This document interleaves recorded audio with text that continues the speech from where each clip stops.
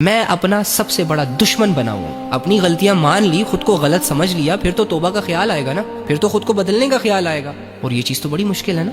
حالانکہ اللہ کے بندے، خود کو بدلنا بہت آسان ہے، لوگوں کو بدلنا مشکل ہے. کیا ہے، تم نے اپنے اندر ایک ارادہ کرنا ہے کہ اللہ تھک چکا ہوں، ہار چکا ہوں، ٹوٹ چکا ہوں، بکھر چکا ہوں، نہیں سمجھ آ رہی، واللہ کچھ نہیں سمجھ آ رہی کہ میں کیا کر رہا ہوں. صبح آنکھ کھولنے سے لے کے رات کو آنکھ بند کرنے تک میری زندگی میرے ہاتھوں سے، میرے اعمال سے ضائع ہوتی چلی جا رہی ہے. میں اپنا سب سے بڑا دشمن بنا ہوں.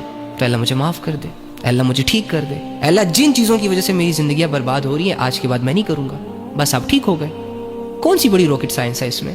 خود کو بدلنا کون سا مشکل ہے؟ وہ اعمال جو آپ کو برا بناتے ہیں، وہ لوگ جن کے ساتھ اٹھنے بیٹھنے، بات کرنے، ٹائم دینے سے آپ کی پرسنالٹی ڈاؤن ہوتی ہے، ان لوگوں کو چھوڑنا ہوتا ہے، منہ موڑنا ہوتا ہے. بس بن گئے آپ اچھے انسان. ایک زہر کا گھونٹ ہے، پی لو. ارے وہ والا زہر نہیں جس سے بندہ اللہ کے بہت قریب چلا جائے.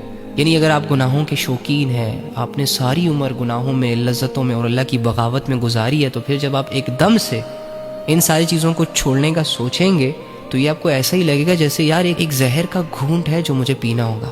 اور یہ جو کمزوری سی فیل ہوتی ہے کہ پتہ نہیں میں بدلوں گا بھی کہ نہیں، پتہ نہیں میں ٹھیک ہوں گا بھی کہ نہیں. بھائی تو ہوگا ٹھیک، بہن تو کوشش تو کر.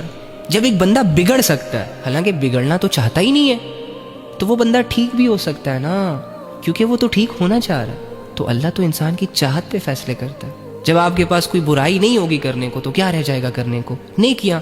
مسلمان بننے کے لیے، مومن اور ایماندار بننے کے لیے آپ کو خواہشوں سے لڑنا پڑتا ہے، آپ کو دنیا کے اصولوں کو ٹھکرانا پڑتا ہے، بہت سارے لوگوں کو راضی رکھنا پڑتا ہے، اور اللہ کی خاطر بہت سارے لوگوں کو ناراض بھی کرنا پڑتا ہے. آپ کو ایک ایسے خدا کی عبادتیں کرنی پڑیں گی، ایک ایسے خدا کی بات ماننی پڑے گی جو ایک ہے، جس کا کوئی شریک نہیں، جس کا کوئی وجود نہیں، جو نظر نہیں آتا، جو آپ سے یہاں بات نہیں کر سکتا. اس کی معرفت کو ڈھونڈنا ہوگا، اس کی قدرتوں پر غور کر کے اسے سجدے کرنے ہوں گے. اور وہ سجدے کبھی کبھی آپ کو پھیکے لگ سکتے ہیں، کبھی کبھی آپ کو مشکل لگ سکتے ہیں، لیکن آپ نے ان ساری سچویشن سے لڑ کے اپنے اللہ کو راضی کرنا ہے، اپنے ایمان کو برقرار رکھنا ہے، اور اس ایمان کی حالت میں اس دنیا سے جانا ہے. پھر جا کے جو تم چاہتے ہو وہ تمہارے ہاتھ آئے گا. یہ نہیں کہ فارمیلٹی پوری کرنے کے لیے لا الہ الا اللہ محمد رسول اللہ پڑھ لیا، وہ بھی زبانوں سے، تو جنت ہم پر فرض ہو گئی ہے. میں اللہ رب العزت کے تمام انعامات کا مستحق ہو گیا ہوں.